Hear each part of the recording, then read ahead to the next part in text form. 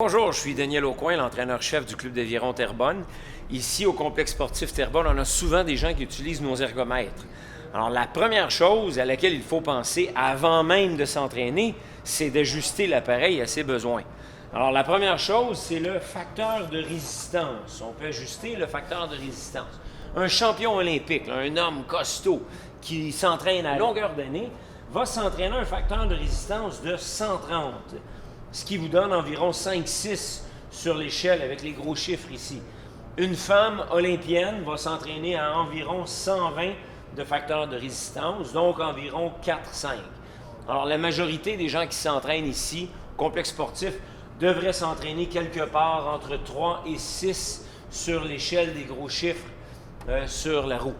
L'autre point important à ajuster, ce sont les cale-pieds.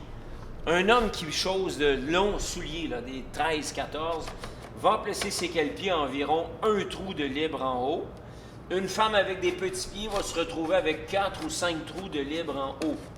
Mais ce qui est le plus important, c'est d'avoir les deux pieds à la même hauteur, de s'assurer que nos deux cale-pieds aient le même nombre de trous disponibles en haut du pied. Le plus important quand on fait de l'ergomètre, c'est de respecter la séquence du mouvement. Alors, la séquence du mouvement est la suivante. Je suis à la fin du coup. Pour aller à l'attaque, c'est bras, dos, jambes. Et pendant la phase d'aviron, c'est jambes, dos, bras.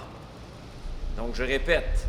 Bras, dos, jambes. Et jambes, dos, bras. Bras, dos, jambes. Jambes, dos, bras. Évidemment, j'essaie de le faire dans un mouvement continu. On ne fait pas de pause quand on fait de l'aviron. On est constamment en mouvement, mais on respecte la séquence bras, dos, jambes, jambes, dos, bras. Maintenant, ce qui est très important de comprendre aussi, c'est son rythme, donc sa cadence, et la puissance qu'on met dans notre coup. En d'autres mots, ce qui compte, c'est pas la vitesse de mon corps, mais la vitesse de ma roue. Alors, ce que je veux, c'est de ramer fort et revenir lentement. Fort dans l'eau, lentement au retour. Fort dans l'eau, lentement au retour.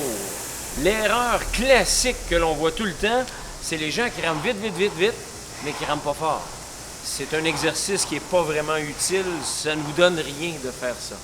On veut ramer fort dans l'eau, lentement au retour. Fort dans l'eau, lentement au retour. Et vous allez le comprendre en regardant votre cadence et votre temps aux 500 mètres.